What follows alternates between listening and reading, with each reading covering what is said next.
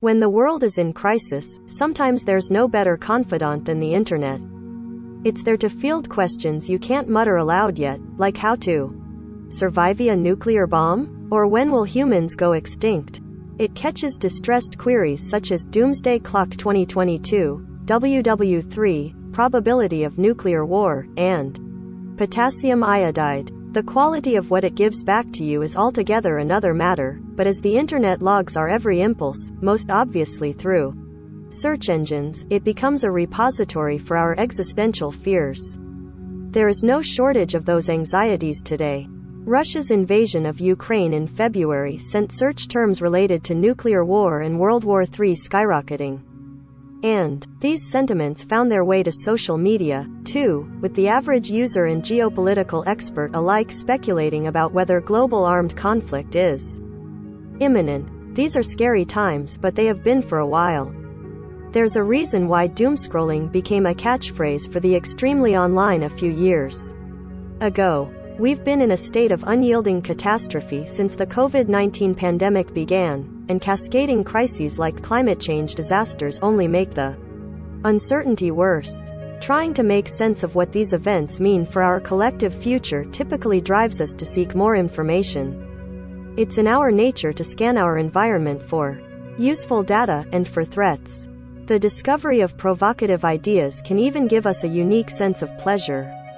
But on the internet, particularly on social media, the data often overwhelms and those perils can feel ever present. A sense of doom can quickly become pervasive. To help you navigate the darkest timelines and cope with the dizzying emotions they elicit, Mashable asked experts how to cope with the doom that people encounter online. Their insights cover what to know about doomscrolling, how to assess different types of perceived threats and crises, and yes, how to live with the possibility of apocalypse and still find joy.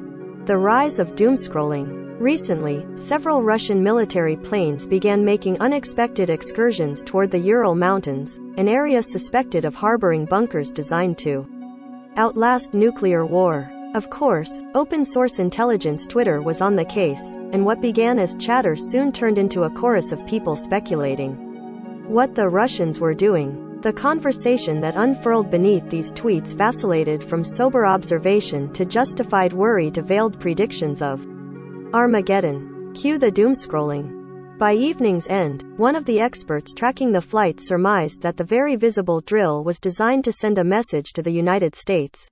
The Kremlin is prepared for nuclear escalation. Tom Nichols, an expert who specializes in U.S.-Russia relations and nuclear strategy, tried to soothe people's frayed nerves. To one follower who asked him, "Should I be worried yet?"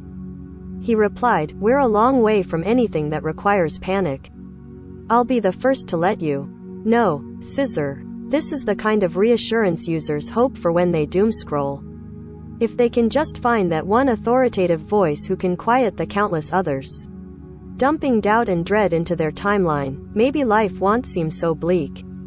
Or they hunt for more information about an event or development because thinking they know everything feels better than wondering if they don't know enough.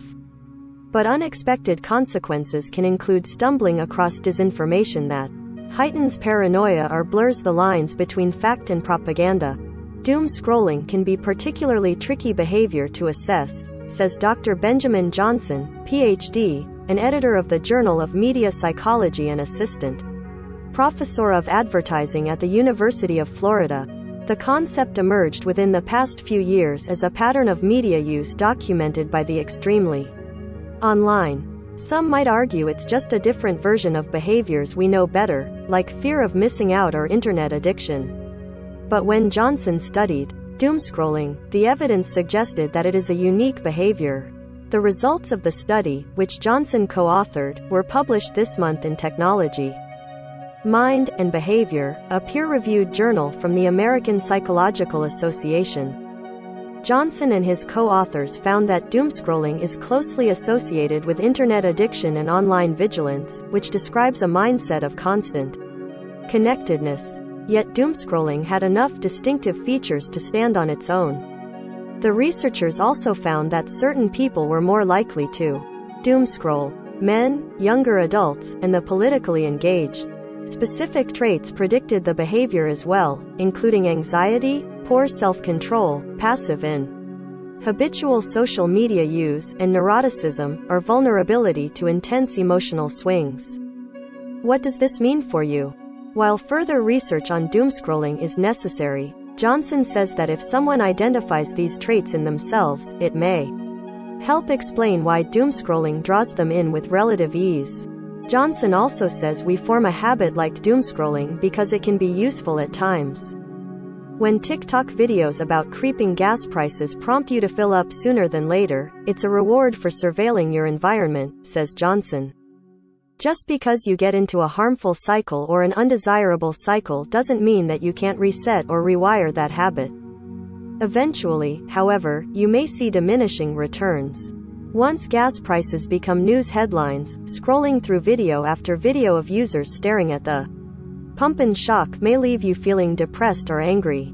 For the Twitter users who urgently followed the flight patterns of Russian military planes, numerous horse lapsed before the experts confidently declared the exercise a drill, not swift movements that would precede nuclear escalation.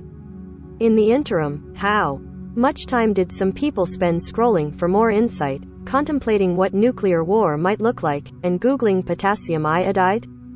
Importantly, Johnson and his co-authors found that doomscrolling can lead to worse emotional experiences, such as heightened negative feelings, but that those appeared to be temporary and didn't affect people's perception of their psychological well-being. Doom scrolling was also less prevalent than Johnson and his co-authors expected, and interview subjects in the study who did report the behavior also said they were able to change their habits. Just because you get into a harmful cycle or an undesirable cycle doesn't mean that you can't reset or rewire that habit, says Johnson. If you find using media in ways you don't like, you can sort of rearrange your environment. You've probably heard the strategies that Johnson recommends, but they bear repeating. Be aware of how much time you devote to social media, reflect on whether it feels productive, and exercise self-control. If you're concerned about missing news about atrocities committed by Russia in Ukraine, you need to scroll through social media looking for the latest graphic images or footage. In fact, research shows that exposure to such collective trauma can lead to acute stress and post-traumatic stress symptoms. Try reading reputable news articles once a day instead.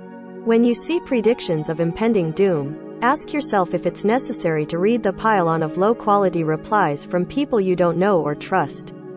Can you wait a few hours to see if the Department of State comments on Russian plane activity before rushing to find commentary from strangers with questionable credentials? Such an approach is arguably far more boring than getting lost in a rabbit hole of feverish takes, but try recalling how many times the voices in the crowd were right about what they predicted. Odds are they weren't accurate very often, or at all. Don't bet your precious time and energy on them. How to stop the panic? It is true that crises are everywhere. Among them right now are inflation, climate change, attacks on democracy, war, and COVID-19.